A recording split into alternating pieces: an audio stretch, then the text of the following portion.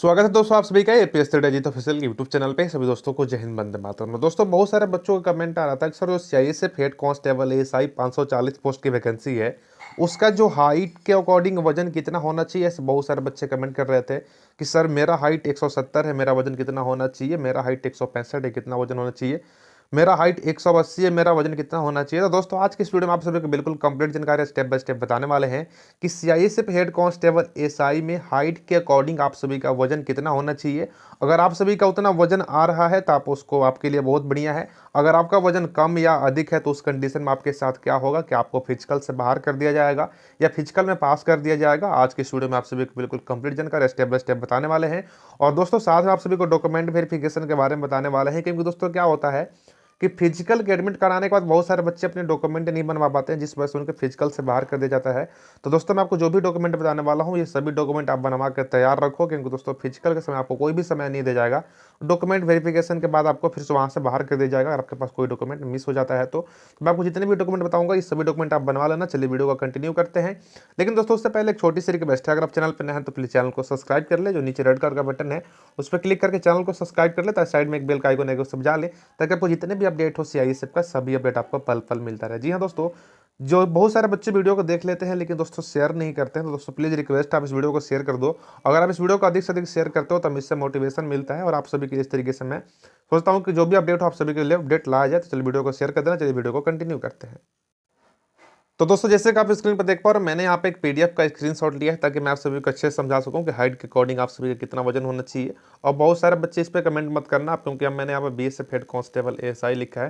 तो दोस्तों इससे कुछ फर्क नहीं पड़ता है। जो हाइट के अकॉर्डिंग वजन है हर फोर्स में, आप जहाँ भी डिफेंस में जाओगे बिल्कुल हाइट के अकॉर्डिंग जो वजन होता है हर फोर्स में सेम ही होता है। तो आप इस पर कमेंट मत करना, इसके लिखने से कुछ नहीं होगा, आप इसको इग्नोर कर देना। दोस्तों जैसे कि आप देख पा रहे हैं यहाँ पे नीचे कुछ डिटेल्स दिए गए हैं। जैसे कि आप देख पा रहे हैं यहाँ पे लिखा गया है heights in centimetre, weight KG in age range in years. जी हाँ दोस्तों, आपका जो वजन है ना वो दो कंडीशन में कैलकुलेट किया जाता है। अगर आपका वजन हाइट और एज के अकॉर्डिंग आप सभी का वजन कैलकुलेट किया जाता है। जैसे कि आप देख पा रहे हैं यहाँ पे हाइट लिखा गया है, यहाँ पे एज लिखे गए हैं कि इस एज में कितने हाइट में आप सभी का वजन कितना होना चाहिए, यही मेडिकल फिट माना जाता है। आप किसी भी फोर्स में जाओ इसके अकॉर्डिंग आप सभी का प्रोसेस होने वाला है। तो दोस्तों सबसे पहले बात करते हैं आप सभी को यहाँ पे ये 15 से 17 वाले, आप इसको इग्नोर कर देंगे क्योंकि दोस्तों आपका एज 15 से 17 साल नहीं है, तो आप इसको इग्नोर कर देंगे। जो ये 15 से 17 वाला है इसको इग्नोर कर देना। अब तो चलिए जानते हैं यहाँ पे बताया गया बिल्कुल क्लियर तरीका से।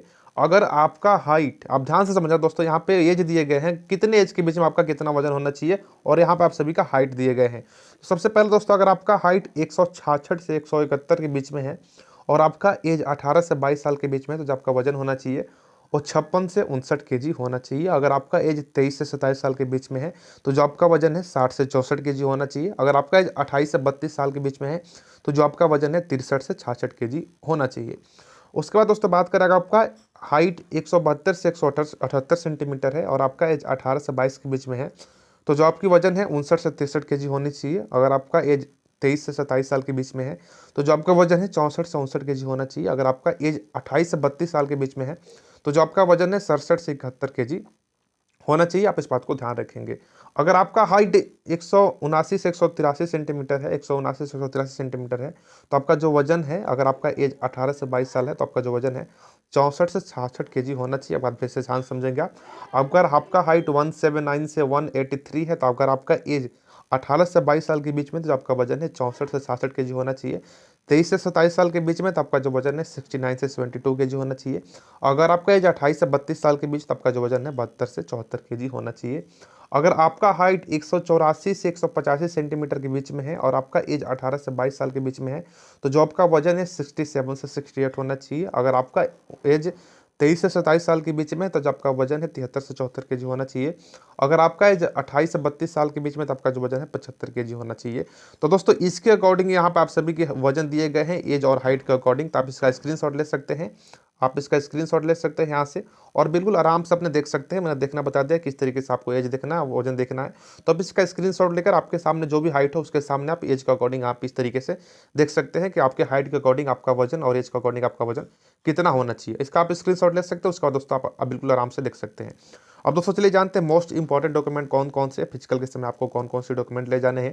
क्योंकि दोस्तों इसका जो एडमिट कार्ड आएगा ना, इसमें सिर्फ आपका पीएसटी होगा, डॉक्यूमेंट वेरिफिकेशन होगा, रनिंग नहीं होगा। तो इसमें आपको पहला डॉक्यूमेंट है दोस्तों, आपके पास 10th का मार्कशीट होना चाहिए। जी हाँ दोस्तों, 10th का मार्कशीट से आपका जो डेट ऑफ बर्थ है उसे वेरीफाई किया जाएगा, आपका जो नाम वेरीफाई किया जाएगा। और दोस्तों एक बात को ध्यान रखना, आपका जो आधार कार्ड है, आपका जो आधार कार्ड पे डेट ऑफ बर्थ है, नाम है, वो 10वीं के मार्कशीट से मैच होना चाहिए। अगर मैच नहीं हो रहा तो आप उसे जल्दी जल्दी आधार कार्ड को सही करवा लें, क्योंकि दोस्तों अगर मिसमैच होगा तो आपको वहाँ से रिजेक्ट कर दिया जाएगा। उसके बाद दोस्तों आपके पास 12th का मार्कशीट होना चाहिए, क्योंकि भर्ती 12वीं पास पे है तो आपको वहाँ पे 12वीं का मार्कशीट दिखाना जरूरी है, इस बात को ध्यान रखेंगे। और दोस्तों आपको 6 से 8 पासपोर्ट साइज फोटो लेकर जाना होगा जब भी आपका फिजिकल होगा। आप वहाँ पे 6 से 7 पासपोर्ट साइज फोटो लेकर जा सकते हैं। और बहुत सारे बच्चों को मन में डाउट रहता है कि जो फॉर्म अप्लाई करते समय दिया है उसी फोटो को ले जाना है, जो रिसेंट का फोटो उसे ले जाना है। तो दोस्तों अगर आप दोनों में से कोई भी फोटो ले जा सकते हो, किसी तरीके से कोई दिक्कत नहीं आएगा। आपके पास फॉर्म अप्लाई वाला फोटो है तो आप उसको भी लेकर जा सकते हो, रिसेंट का फोटो तब उसको भी लेकर जा सकते हो, किस तरीके से कोई दिक्कत नहीं होने वाली है। उसके बाद दोस्तों यहाँ पे आपके पास driving licence, Aadhaar card, voter ID card, PAN card में से कोई एक डॉक्यूमेंट आप सभी के पास होना चाहिए।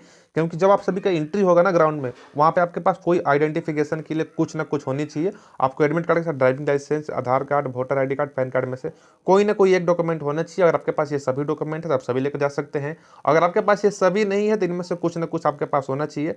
आज के समय में आधार कार्ड हर किसी के पास मिल जाएगा, पैन कार्ड हर किसी के पास मिल जाएगा, तो आप आधार कार्ड या पैन कार्ड लेकर जा सकते हो, किस तरीके से कोई दिक्कत होने वाली वहाँ पे नहीं है। उसके बाद दोस्तों यहाँ पे सबसे बड़ा डॉक्यूमेंट होता है एसी एसटी ओबीसी के लिए सेंट्रल का कास्ट सर्टिफिकेट। जी हाँ दोस्तों, सेंट्रल लेवल की भर्ती है तो आपके पास सेंट्रल का कास्ट सर्टिफिकेट होता है।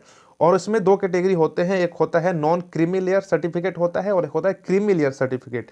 तो जितने भी एसी एसटी ओबीसी के बच्चे हैं उनके पास सेंट्रल का कास्ट सर्टिफिकेट होना चाहिए। और बहुत सारे बच्चों को मन में डाउट आएगा कि ये नॉन क्रीमी लेयर सर्टिफिकेट क्या होता है। तो दोस्तों आपका जो सेंट्रल से आप जो कास्ट सर्टिफिकेट बनवाएंगे ना, उसी के नीचे आपका लिखा होता है does not belong to creamy layer. जी हाँ दोस्तों, क्रीमी लेयर का मतलब होता है जिसका इनकम 8 लाख से अधिक है, जो जिनके पास मोटा पैसा है वो क्रीमी लेयर में चले जाते हैं। जिनकी पूरी फैमिली की इनकम 8 लाख से कम है वो नॉन क्रीमी लेयर में आ जाते हैं। तो इस तरीके से आपके पास जो भी आपका कास्ट सर्टिफिकेट होगा आपको वहाँ पे उसमें देखने को मिल जाएगा ही this is also rectified at he does not belong to creamy layer. इस तरीके से आपको वहाँ पे देखने को मिल जाएगा। नहीं आप क्रीमी लेयर से बिलोंग नहीं करते हो, आप नॉन क्रीमी लेयर से बिलोंग करते हो, यानी आपकी जो फैमिली की इनकम है वो 8 लाख से कम है तो आप नॉन क्रीमी लेयर में आ जाएंगे।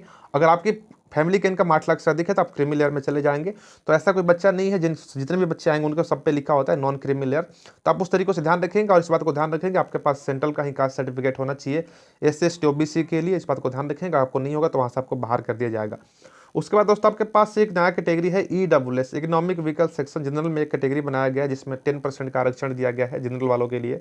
तो अगर आपने ईडब्ल्यूएस कैटेगरी से फॉर्म अप्लाई किया है तो आपके पास सेंट्रल का ईडब्ल्यूएस सर्टिफिकेट होना चाहिए।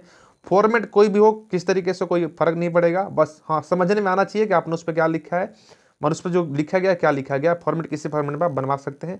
एस एस टी ओबीसी वाले भी कास्ट सर्टिफिकेट किसी भी फॉर्मेट में बनवा सकते हैं, हिंदी इंग्लिश किसी में भी चल जाएगा, किस तरीके से कोई दिक्कत नहीं आएगी। बस अंडरस्टैंडिंग होनी चाहिए, जो आगे वाला बंदा है वो पढ़ पाए और आप पढ़ पाए कि इस पर क्या लिखा है, वो इस तरीके से आप बनवा सकते हैं। उसके बाद दोस्तों आपको एप्लीकेशन फॉर्म का प्रिंट कॉपी ले जाना है, इस बात को ध्यान रखेंगे। और डोमिसाइल सर्टिफिकेट आप सभी को लेकर जाना है। बहुत सारे कंफ्यूज होंगे कि डोमिसाइल सर्टिफिकेट होता क्या है। तो दोस्तों आप जिस भी राज्य के निवासी है वहाँ का मूल निवास प्रमाण पत्र बोलते हैं, उसी को हम डोमिसाइल सर्टिफिकेट इंग्लिश में बोलते हैं। तो आपके पास ये होना चाहिए। दोस्तों मैंने आपको जितने भी डॉक्यूमेंट बताए हैं ना, ये सभी डॉक्यूमेंट आपके पास होना ही होना चाहिए और इसका एक ओरिजिनल कॉपी और एक जीरोक्स कॉपी आप सभी के पास होना ही होना चाहिए, इस बात को ध्यान रखेंगे। तो दोस्तों मैंने कंप्लीट जानकारी आप सभी को बिल्कुल आसान भाषा में आसान तरीके से बता दिया है। आशा करता हूँ आप सभी के पास किस तरीके से कोई डाउट नहीं होगा। आप इस वीडियो को प्लीज़ अधिक से अधिक शेयर कर देना। इस वीडियो पर हम 2000 लाइक के टारगेट रखते हैं। आशा करता हूँ आप इस पर कंप्लीट करा देंगे, क्योंकि दोस्तों इससे मस्त वीडियो आप सभी के कहीं भी यूट्यूब पर नहीं मिलने वाला है। तो दोस्तों इस वीडियो पर 2000 के आप लाइक कंप्लीट करा देना। चलिए मिलते हैं नए वीडियो में किसी नए वीडियो में, तब तक के लिए जय हिंद, जय भारत, वंदे मातरम।